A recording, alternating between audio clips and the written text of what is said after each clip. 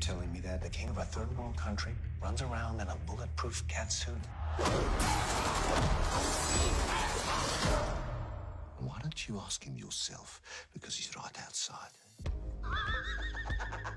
I think the movie essentially is this struggle for T'Challa, the Black Panther. He's just recently lost his father, and he's now struggling with becoming not only Black Panther, but king of his people, which is a huge mantle of responsibility because in Wakanda, the king is kind of essentially a god king. There's just so much tradition behind the king because every king has been the Black Panther and is instantly challenged by this newcomer out of nowhere. And then he's kind of forced to find himself through this. What does it mean to be Black Panther and to be king? While also struggling with the concept, what is it to be a good man? At its surface level, it's a superhero movie, obviously, but I think it's a little bit deeper than that. I think it really talks about how to be unbreakable, and that T'Challa's whole reign is constantly contested throughout the whole movie, and still he ends up victorious. And I think also you see the theme of being unbreakable in Killmonger's story, where his father was killed and he was left in Oakland, California, which is an incredibly rough city, to raise himself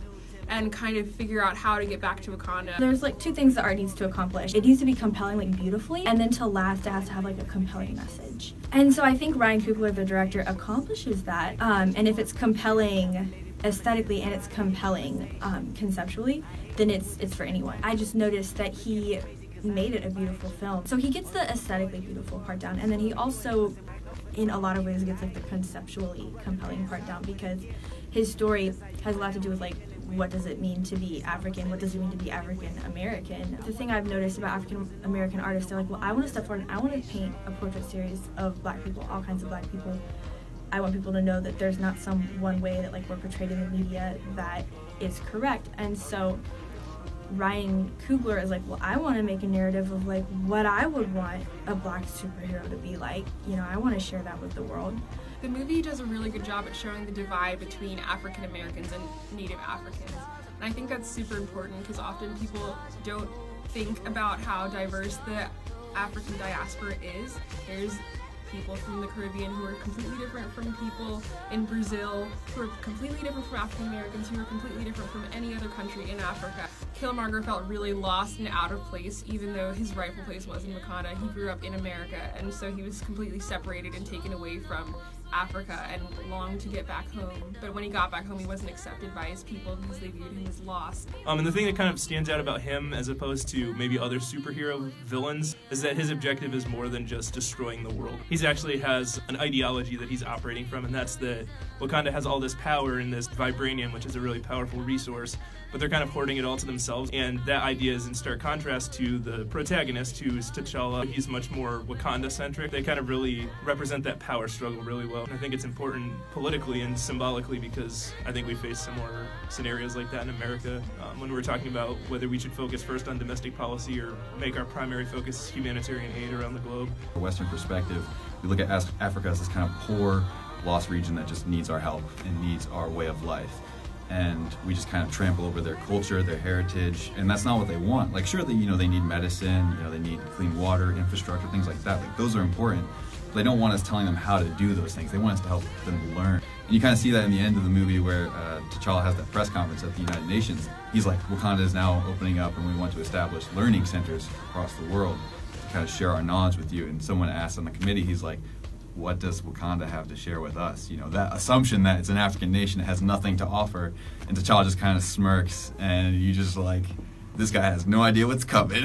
I think people should go see the movie for the sake of being part of a cultural event. It puts a new face to Africa, and I think that Americans often have a very skewed perspective of Africa. We're very self-focused. We don't speak other languages typically. We don't know. We think Africa is one country, and it's actually like 54 different countries with thousands of different cultures within it. And so seeing a glimpse of how beautiful and how diverse Africa is really important. And it also is able to start conversations about race that we probably wouldn't have if we didn't have a movie with such a strong African American cast. And culturally, I mean, it's huge.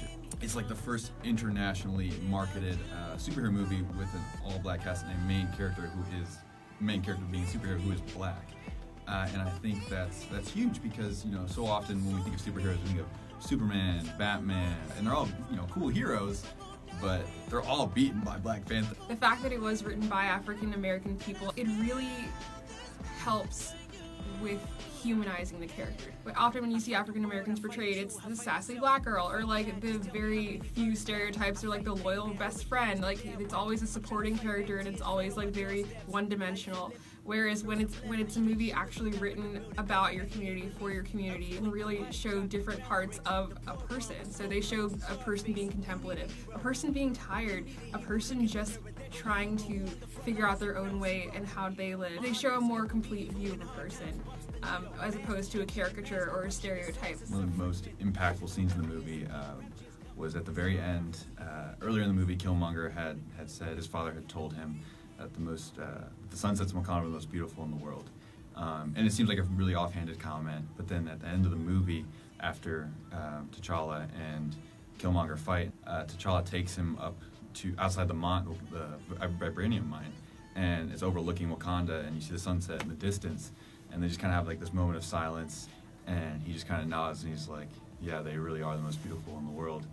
And then T'Challa kind of like lets down his guard and realizes that the man in front of him isn't just his enemy, he's also his cousin, and he kind of sees the good deep down in Killmonger, and he says, you know, perhaps our medics can save you, and you can live. And Killmonger just kind of like pauses for a second, and he's like, nah, just bury me in the ocean like my ancestors who jumped off the ships, because they knew that death was better than bondage. And the moment kind of just slips by without you noticing, and then you realize what he said and all that entails, and it just really hits you really hard, because you realize just how true that is. And you know, just looking back at slavery and how horrific it was, you know, slaves would jump off ships, you know, because they knew that life of bondage was meaningless, that they would never again see freedom, and they determined that death was better than bondage, and they were willing to give their lives to preserve what little freedom they had left rather than live without it.